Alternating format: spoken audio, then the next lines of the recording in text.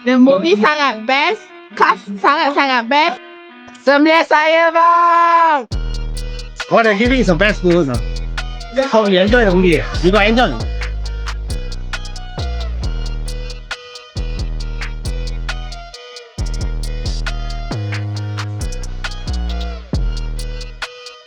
Sangat best. Saya bagi review 10/10.